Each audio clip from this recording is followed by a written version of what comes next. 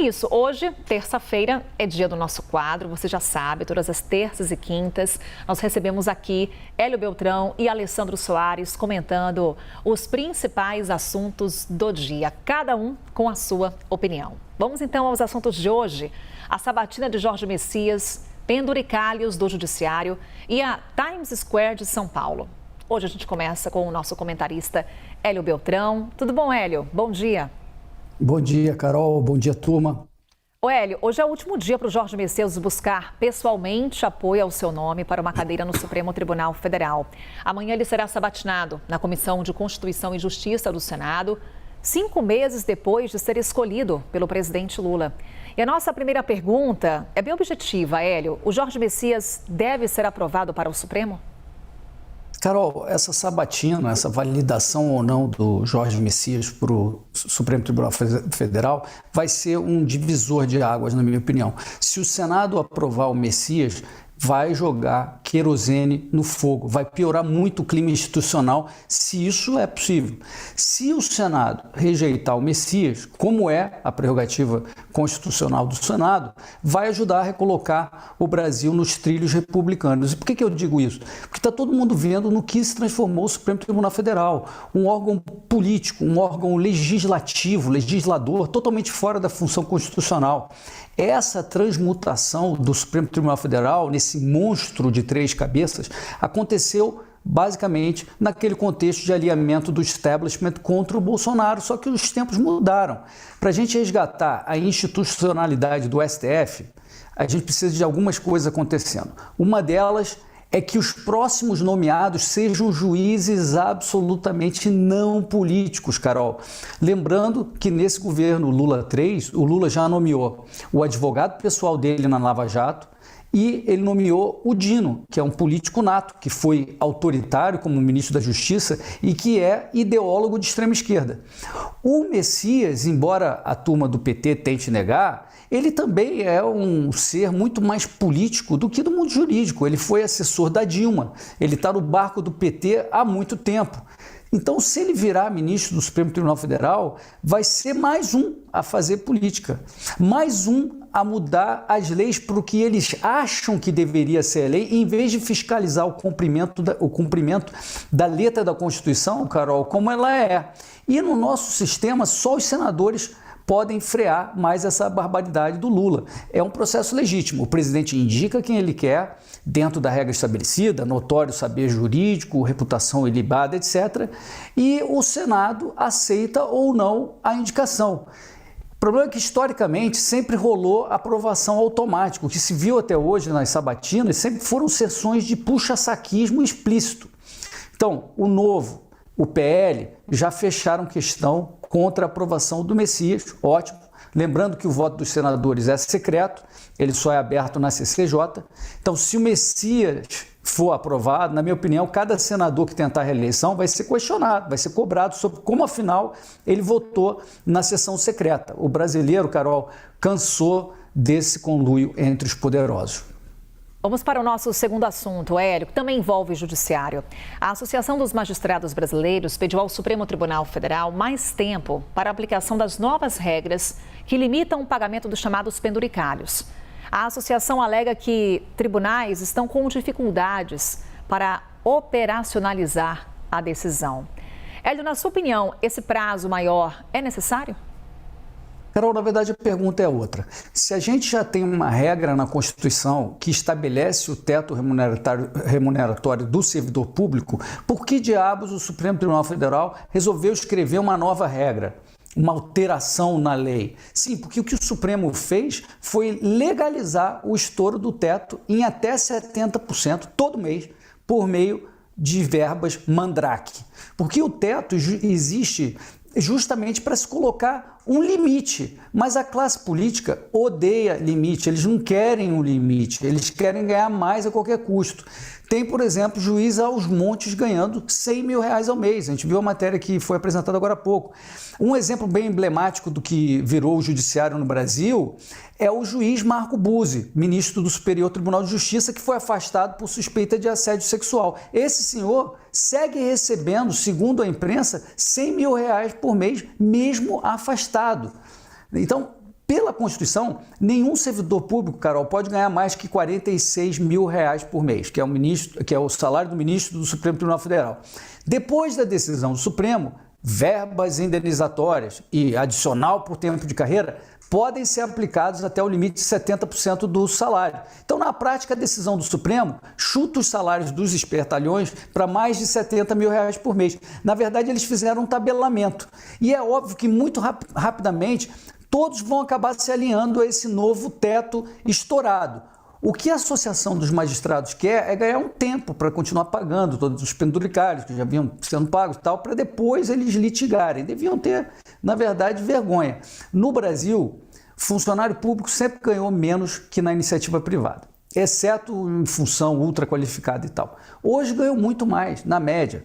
Uma história que ficou famosa alguns anos atrás foi aquela do garçom que chegou a ganhar no Congresso 5 vezes mais do que ele ganharia num bom restaurante. Carol, essa história dos penduricalhos é um triste exemplo de que no Brasil, quando as autoridades, quando os poderosos não cumprem a lei, eles inventam outra lei mais cumprível. Um absurdo.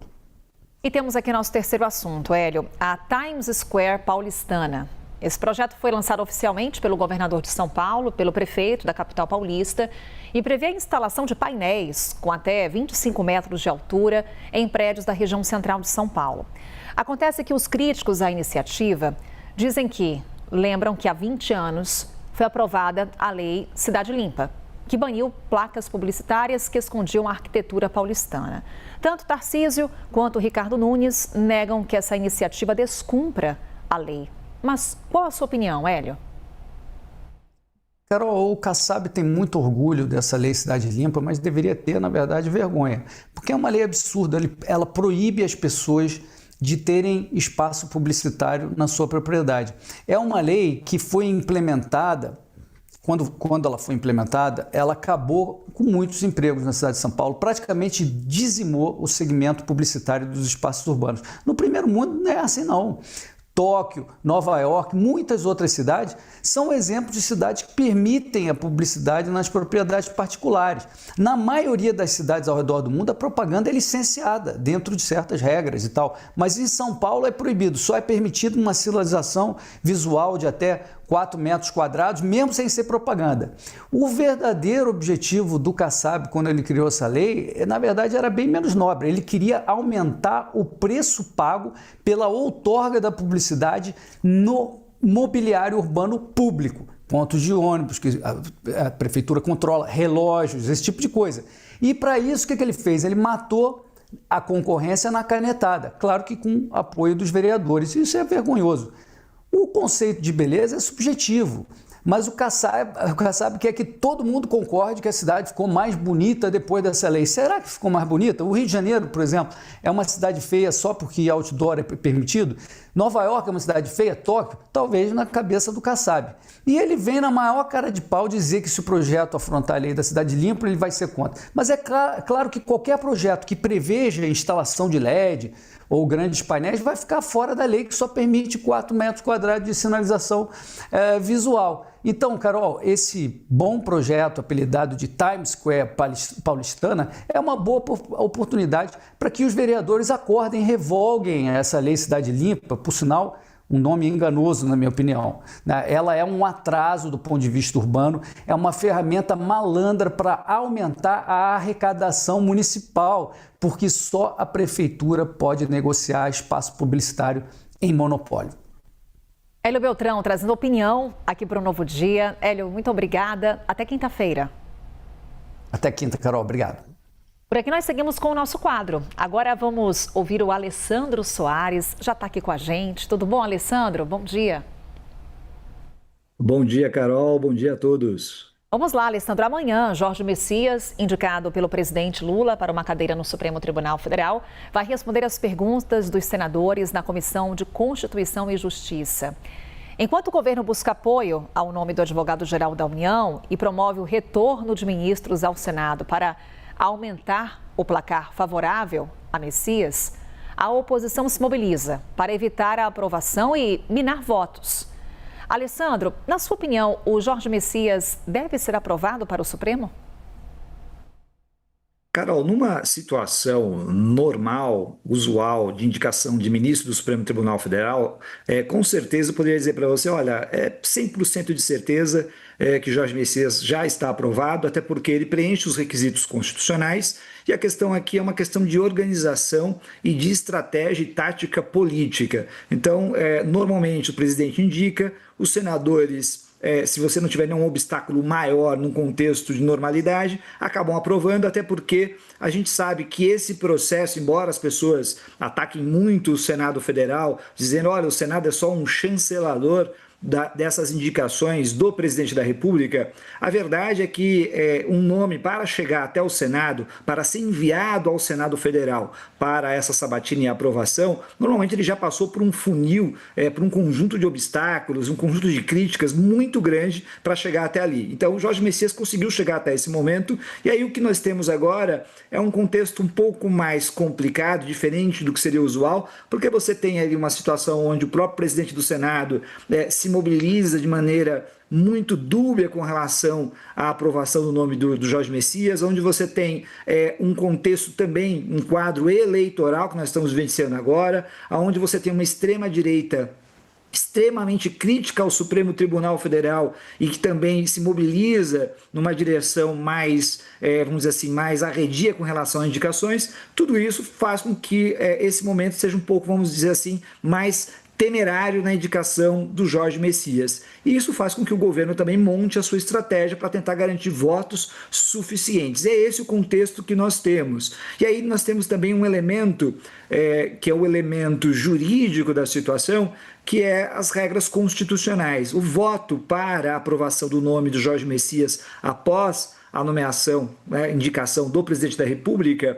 é um voto secreto. Então, um medo fundamental que se tem provavelmente no Palácio do Planalto é um medo das traições, porque como o voto é secreto, sigiloso, as pessoas podem dizer, olha, vou votar a favor para tentar indicar que está tudo certo, que você pode enviar o nome do seu indicado para a sabatina, e lá na hora eu traio para simplesmente causar uma derrota ao governo. Então há um medo aí de estar havendo talvez uma sinalização equivocada, ou melhor, enganosa por parte de senadores, para forçar o governo a enviar esse nome o mais rápido possível, submeter à votação para tentar derrotar o nome de Jorge Messias. Então esse medo de traição é uma situação que faz naturalmente também aqui que o governo mobilize toda a sua estrutura, confirme os votos que o Messias tem até o momento, e por outro lado você tem também a oposição jogando informações dizendo que ele não tem número suficiente, mas veja,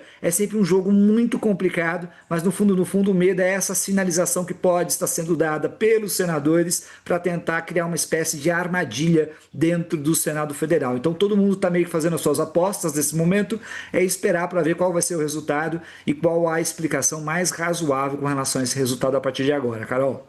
Agora a gente vai para o próximo tema, Alessandro, que também esbarra em Supremo Tribunal Federal, porque foi depois do Supremo determinar um limite para o pagamento dos chamados penduricalhos. A AMB, que é a Associação dos Magistrados Brasileiros, pediu ao Supremo que os tribunais tenham um prazo de pelo menos 30 dias para aplicar as novas regras. Vale lembrar que o STF decidiu que as verbas do Judiciário deverão ser pagas até um limite de 70% do salário do servidor.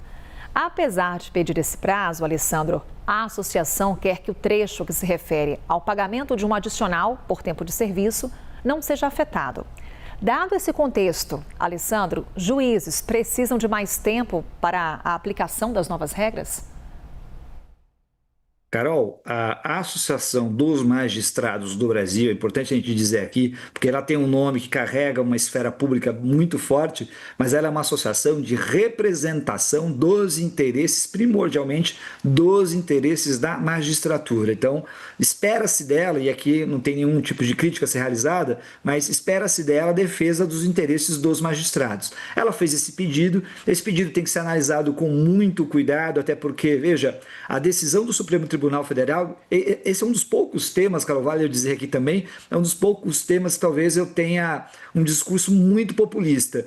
Você tem uma situação onde o Supremo Tribunal Federal de forma recorrente, tem decidido questões vinculadas a esses penduricalhos. Lembrando que penduricalhos não é simplesmente só verbas indenizatórias, mas penduricalhos são verbas indenizatórias que, na verdade, não são verbas indenizatórias, são verbas inconstitucionais. E ao longo do tempo a gente sabe que isso foi sendo criado dentro dos tribunais, porque foi uma forma de apropriação de recursos públicos por parte da magistratura, por parte de Ministério Público e inclusive de outras carreiras vinculadas principalmente ao âmbito judicial. Então, isso foi uma situação colocada no plano institucional e que o Supremo Tribunal Federal veio e disse basicamente aquilo que deveria ser o mais racional, imaginando que todos eles, essas pessoas, muitos são magistrados, muitos são membros do Ministério Público, você imagina que eles têm um raciocínio jurídico mínimo para dizer, olha, eu não posso criar esse volume de benefícios, esse volume de gratificações, auxílios, por meio de atos administrativos, sendo que você sabia, há muito tempo que se sabe que já existem decisões dos tribunais e também do Supremo Tribunal Federal dizendo que essas verbas são inconstitucionais. E além disso, você tem uma determinação muito clara de que essas verbas, que nós chamamos de indenizatórias, que, veja, são justificadas, mas não podem ser criadas como se fosse uma simulação de remuneração e salário, você precisa de uma lei federal. Essa lei que ainda não existe, que ainda não foi regulamentado esse tópico dentro da Constituição de 88, os legisladores federais ainda não aprovaram essa legislação. Na ausência dessa legislação, é que você tem o Supremo Tribunal Federal tomando essa decisão. Então, quando você olha essa decisão do Supremo, quando você olha essa argumentação da AMB, eu tenho que tomar cuidado porque eu tenho que verificar, bom, será que a Associação dos Magistrados do Brasil tem razão com relação a isso? Será que não dá para implementar? O que não dá efetivamente para implementar nesse momento? Com certeza, Carol, boa parte daquilo que foi decidido pelos ministros do Supremo pode ser implementado imediatamente. Agora, tem que verificar exatamente qual é o tópico que eles acham que tem uma confusão, uma obscuridade, algum tipo de problema de interpretação, que eles precisam de um tempo maior para fazer essa implementação, Carol. Por fim, Alessandra, a gente vai falar sobre um projeto que foi apelidado de Times Square de São Paulo. O debate em torno dessa iniciativa é, ao instalar grandes painéis de LED na Avenida São João, no centro de São Paulo, o projeto fere a Lei Cidade Limpa. Essa foi uma bandeira da gestão Gilberto Kassab, tanto que ele foi questionado sobre esse assunto. Disse ser a favor do projeto, mas pede respeito à lei. Na sua opinião, Alessandro, essa Times Square de São Paulo fere a Lei Cidade Limpa? Carol, com certeza ela é uma... Bom, se você imaginar que você tem um projeto de lei, uma lei que foi aprovada no passado, cujo intuito era ressaltar a questão arquitetônica da cidade, veja, você retirar aquele volume de poluição visual, considerando uma cidade que não tem só poluição visual, você tem poluição sonora, você tem poluição do ar, você tem um conjunto de problemas urbanos gigantescos. Foi uma medida importante tomada naquele momento, não significa que era uma solução para a cidade, veja, não é uma solução de embelezamento da cidade de maneira geral, mas foi algo importante para que você mitigasse, pelo menos em parte, a poluição visual que nós tínhamos na cidade de São Paulo. E aí você tem esse projeto que ele abre uma exceção, por óbvio, ele é uma exceção com relação à Lei Cidade Limpa, mas ele é um projeto se a gente pensar bem, ele é um projeto extremamente problemático, ele é um projeto que parece não ter uma finalidade urbana muito clara, porque, veja, ele é simplesmente pontual, ele se imagina que as pessoas vão até um determinado ponto da cidade e vão começar a frequentar, porque ali vai virar uma espécie de ponto turístico. A gente sabe como funciona isso na cidade de São Paulo, para você garantir segurança só de um quarteirão aonde vão estar esses painéis, você vai precisar colocar um volume imenso de policiais, porque você tem uma situação, por incrível que pareça, a prioridade do governador é a questão desses painéis, mas você tem uma violência urbana gigantesca na região central da cidade, você tem uma especulação imobiliária, me parece que esse projeto ajuda exatamente na especulação imobiliária nessa região central, você tem um aumento de aluguéis que é vertiginoso o aumento dos aluguéis nessa região. Você tem a expulsão de pessoas que antes habitavam aquela região onde você tinha infraestrutura e que são expulsas daquele local, porque você tem um aumento dos aluguéis e você tem aquele fenômeno que a gente chama de gentrificação, que é a ideia de trazer uma classe média para aquela região e criar uma espécie de polo turístico para as classes médias. Tudo isso é um grande problema, Carol, e eu acho que nada disso foi pensado nesse projeto que está sendo implementado pelo governador. E o nome me parece também muito sintomático quando você imagina que você vai copiar uma experiência, algo similar aos Estados Unidos, e cuidado, é uma experiência copiada muitas vezes amputando uma parte daquilo que foi implementado, né, nos Estados Unidos. Eu não imagino que o governo Tarcísio ou o governo local tenha ido aos Estados Unidos e pegar o projeto inteiro do que foi introduzido lá e que criou aquela zona dentro da que eles chamam de Times Square e trazido para o Brasil. Não, eles pegaram simplesmente uma ideia e colocaram no papel ali. Eu vi muita gente colocaram como uma ideia no papel que pode ser simplesmente amputada uma parte e colocada, implementada naquela região. E eu vi muitos parlamentares locais defendendo essa ideia, achando que ela é genial, etc., mas não tem nenhum tipo de fundamento específico para garantir a segurança das pessoas, para garantir a questão ambiental, para garantir a questão de que não vai haver violação de legislação local e que isso não é um primeiro pontapé para que você tenha outras relativizações com relação à Lei Cidade Limpa. Então, acho que é um projeto extremamente problemático, muito mal defendido. Os urbanistas que têm o mínimo de consciência e o mínimo de formação com relação à dinâmica das cidades têm criticado muito e me parecem muito corretas essas críticas, Carol. Então, eu acho que é um projeto que tem muitos problemas e que, com certeza, é uma exceção à lei da Cidade Limpa que pode causar problemas para a cidade. Não me parece ser uma solução para a cidade de São Paulo, imaginando particularmente que nós temos muitos outros problemas, como falta de verde, falta de segurança, poluição sonora, falta de calçada, falta de ciclovias, ou seja, tem tantos outros problemas que me parece que essa prioridade do governo é muito ruim. Alessandro Soares trazendo também opinião aqui para a gente. Obrigada, Alessandro. Um ótimo dia. Até quinta. Um ótimo dia, Carol. Até quinta-feira. A gente lembra que a opinião dos nossos comentaristas não reflete necessariamente a posição da CNN Brasil. O quadro Liberdade de Opinião volta na quinta-feira, a partir das 7h30 da manhã, aqui no Novo Dia.